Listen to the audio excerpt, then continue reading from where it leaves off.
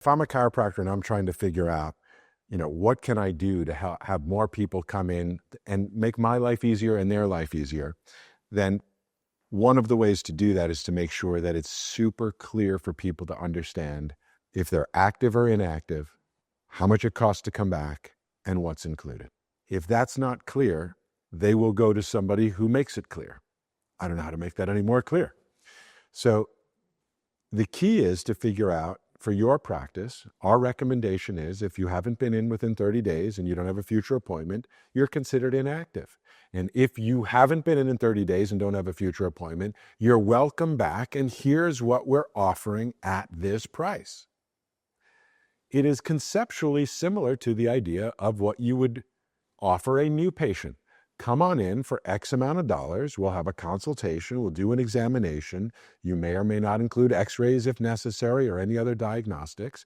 And people know, oh, I go in at pay this price, I get these services, and you're going to give me this information. Clear. I know what I'm buying. Chiropractors must do that for their past patients. If they don't, they're leaving a ton of money on the table. They are ghosting their past people.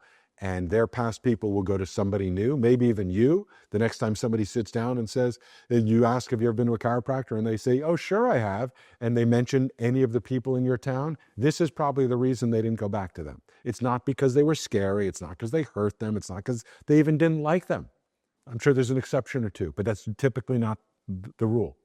So yes, figure out in your practice for yourself and then make a commitment to let all your past people know, if you haven't been in more than 30 days, you don't have an appointment on the book, you're always welcome back. This is what it costs. This is what's included. This is what'll happen. Now, docs go, okay, I can do that. Come on back. Okay. So what you have to figure out for yourself is, in your own mind, if somebody hasn't been in a period of time, in my practice, I would want to ask some questions. Has anything come up since I've seen you last? Do you have any new concerns, new issues, new symptoms, new questions, new goals since I've seen you? Because if somebody's coming back, they're probably not coming back for one visit. So even if they think they're coming back for one visit, hey, I was in last year, you did that thing to me, I felt better, can you do that thing to me again? You'd probably say to them the second time what you hopefully said to them the first time. And if you didn't, maybe you need to, which is, yes, I can help you. Here's your problem. Here's what I recommend you do about it, which is typically a recommendation for more than one visit. And here's what it would cost in order to find and correct the cause of your problem, assuming they were rational enough to not pick temporary pain relief when you explain to them the different options they have for your care. All of these almost dominoes, they're conversation dominoes, fit together and work together. And when you set them up and you follow the system and you dare get good at it, I may say, your success grows exponentially and accelerates quickly. Why? Because when people know what you do, know what it costs, and can buy it quickly and easily, they will. When they are confused about what you do, when they're confused about what it will cost, if they do have insurance, don't have insurance, if it's an exam, not an exam, extended, if they don't know and they can't have clarity, they can't make a decision and a choice.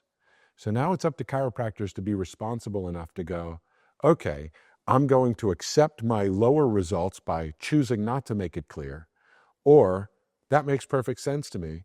I should be more clear with my people everywhere I communicate with them. So that means you need to know what are the goals of communicating with them. When they first come in, the goal is to connect with people, have an empathetic connection, and let them know the different options of services you have available. It may be that you say, some people come to me for weight loss, some people come to me to feel better structurally in their musculoskeletal issues, and other people come to me for life coaching. Which one are you? But give people the opportunity to go, here's what I'm here for, by letting them know the options. Because when they raise their hand and go, I'm that one, you now have permission to go, great, if you want that, I recommend this. And if you want that, I recommend this, and this is what it's going to cost you. And if you can be that clear and concise in your communication, you're going to succeed.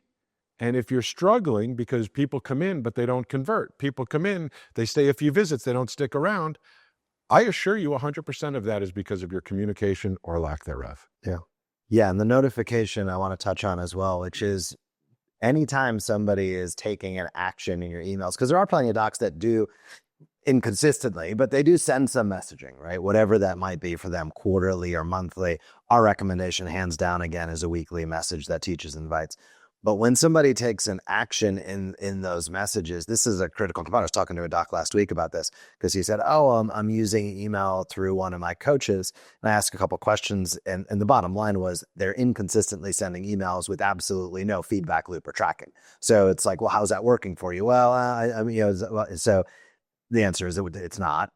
And most of that resides in this notification process. This was a big upgrade that we made. And I'm going to encourage everybody should be doing this. And we're doing it internally in our own businesses, as well as inpatient pilot on behalf of chiropractors, where anytime a patient is clicking, whether it's the welcome back offer, scheduling after 30 days or more, whether it's referring a friend, whether it's learning more about a symptom, because if they're clicking to learn more about a specific symptom, it's because them or a loved one is dealing with it, not because they're interested. And then additionally, being able to ask a question, right? Because 80% of questions that go to a front desk at a chiropractic practice are regarding insurance or scheduling, which both are basically scheduling questions. So what we've made a big shift on that I think has made a massively meaningful difference that we are finally getting live in our own business operations is when somebody makes that click, there's a notification that goes out, let's say patient pilot, for example, to that doctor and or whatever stakeholder team members are, front desk, office manager, whoever it might be. A text and an email goes out alerting them to who the patient is instantly.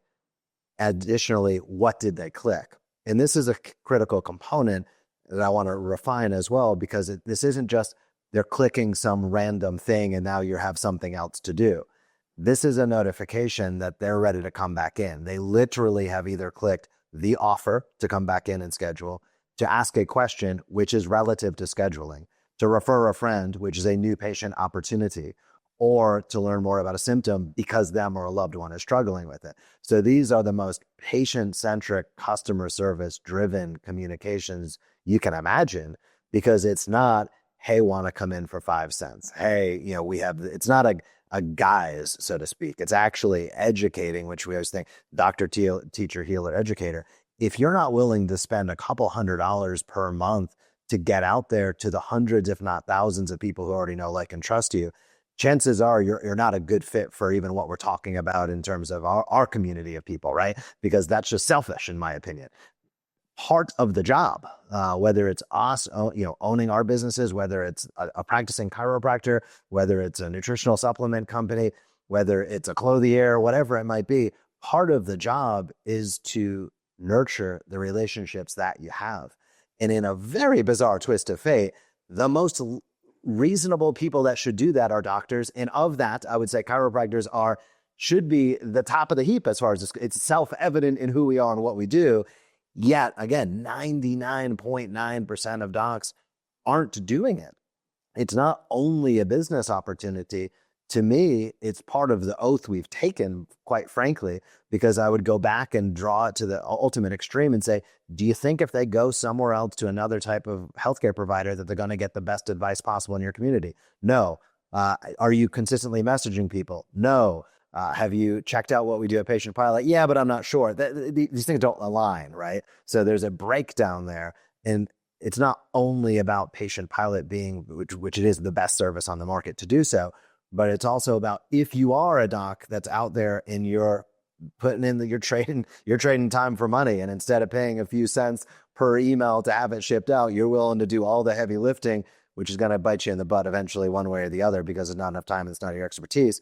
But having that feedback loop, come back to where I was going, having the feedback loop of when people are taking action, ensuring that you and your team are notified of who, what, and then following up with that individual is 90% of the squeeze. A few people will click and finish the process on their own.